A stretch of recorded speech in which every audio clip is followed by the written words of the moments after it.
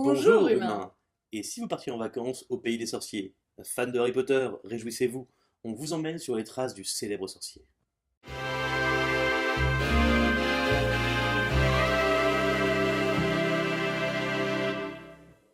On peut voir beaucoup de scènes à Londres, particulièrement dans le dernier film, lorsque les Mange-Morts se sont révélés au public et que le trio est en cavale.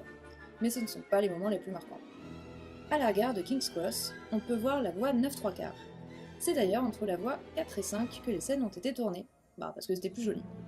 Aujourd'hui, on peut retrouver un panneau 9 3 quarts à l'écart des voies réellement utilisées. Et faire une longue queue pour se faire prendre en photo devant la moitié de chariots encastrés dans le mur.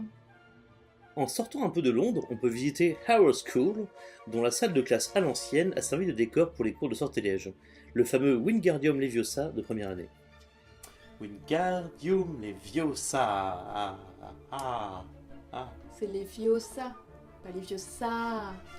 T'arrêtes de faire ta je sais tout. Foutu serre d'aigle. Par contre, il faut être un peu chanceux parce qu'il n'y a des visites que 3 fois par an. Du coup, aucun de nous deux ne l'a encore vu, mais bon, on ne désespère pas. On arrive au plus impressionnant, les studios Harry Potter qui sont à Leavesden, tout près de Londres. Les lieux de tournage ont été transformés en musée à la gloire de l'univers de Potter. C'est vraiment un endroit très impressionnant.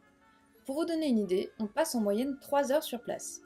On ne sait pas où donner de la tête entre les costumes, la grande salle, les concept art, la reconstitution du bureau de Dumbledore, de ce monstre qu'est Dolores Ombrage, le Magicobus, les pièces d'échecs version sorcier à taille réelle, la liste est longue. J'ai particulièrement adoré les maquettes de Poudlard, du stade des croquis à celui des montages en papier, pour finir par le plus fou, une salle contenant Poudlard, construit en taille 1/24e. 1/24e, ça veut dire quoi? Eh bien c'est très très très grand. Un moment inoubliable qui semble réellement magique. N'oubliez pas d'économiser quelques galions avant d'y aller, la boutique du studio est une sacrée tentation. Pour retrouver Poudlard à taille réelle, il va falloir parcourir le pays. Les lieux de tournage hors studio sont éparpillés à travers toute l'Angleterre. La cathédrale de Durham, le château d'Alnwick et la cathédrale de Gloucester ont tous les trois servi pour les plans des 2 premiers films. À l'université d'Oxford, vous vous sentirez presque à Poudlard. La grande salle de Christ Church College a servi de décor pour la grande salle. Elle a finalement été reconstituée par la suite en studio pour faciliter le tournage, mais c'est quasiment une copie de l'original. La Bodleian Library a servi de décor pour l'infirmerie et pour la bibliothèque de Poudlard. Quant à New College, c'est dans son cloître que vous reconnaîtrez les cours intérieurs où Harry Potter se promène souvent. N'oublions pas que J.K. Rowling est écossaise. On pourrait donc dire que l'âme de Harry Potter se trouve là-bas. En plus, c'est le plus beau pays du monde. Oui. Commençons par Édimbourg. Pour ceux qui sont fans des livres avant tout, ici, vous pouvez vous faire un parcours sur les traces de J.K. Rowling. Les premiers tomes de Harry Potter ont été écrits à Édimbourg, là où elle vivait à l'époque. L'endroit où elle a passé le plus de temps est le café The Elephant House, dans le quartier Old Town. Le café ne se prive pas de faire de la pub à ce sujet d'ailleurs, ce qui fait que le lieu est souvent bondé. Mais l'endroit est chouette. Surtout si vous pouvez vous installer dans l'arrière-salle, là où vous aurez vue sur le château d'Édimbourg et sur le cimetière Greyfriars. Une bonne ambiance pour écrire en fait. Vous verrez des petites touches de la présence d'Harry Potter, avec les photos de l'écrivaine au café, mais surtout grâce aux centaines de graffitis dans les toilettes qui recouvrent tous les murs du sol au plafond. Il y en a même qui sont pas très contents. En sortant, faites un tour dans le cimetière Greyfriars, où J.K. Rowling a trouvé l'inspiration pour certains noms qui se retrouvent dans la saga. On peut y voir les tombes de la famille Riddle, nom de naissance de ce cher Voldemort, et du poète McGonagall, surnommé le pire poète du monde. Son histoire est vraiment drôle d'ailleurs, vous pourrez l'entendre si vous suivez une des visites guidées du cimetière. J.K. Rowling a confirmé que ses visites dans le cimetière lui avaient inspiré les 2 noms, mais on en retrouve d'autres comme Moody ou Scrimgeour, mais apparemment ce serait un hasard. Si vous vous trouvez en face de la tombe de McGonagall, vous verrez sur votre droite la George Eliot School, une école qui comporte 4 maisons, chacune représentée par une couleur différente, bleu, vert, rouge et blanc. Ça me rappelle quelque chose tout ça. Ensuite, rejoignez Victoria Street. On dit souvent que cette rue serait l'inspiration derrière le chemin de traverse.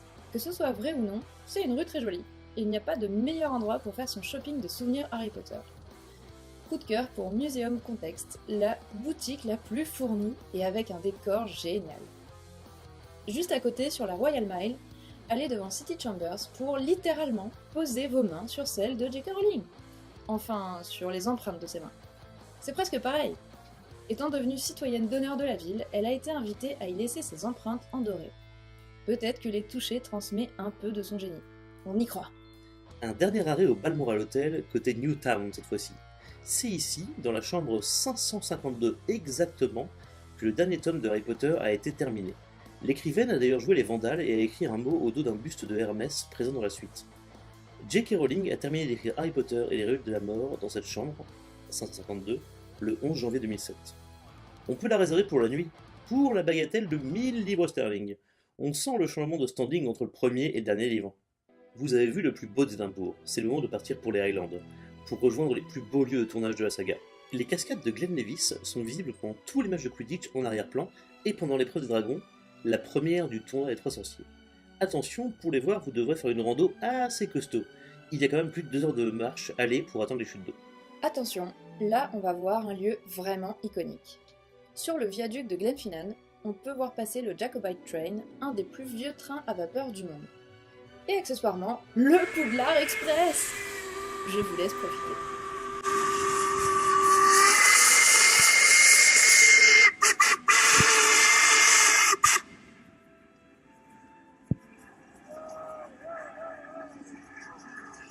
Personnellement, j'ai couru après en hurlant que je voulais qu'il m'emmène à Poudlard.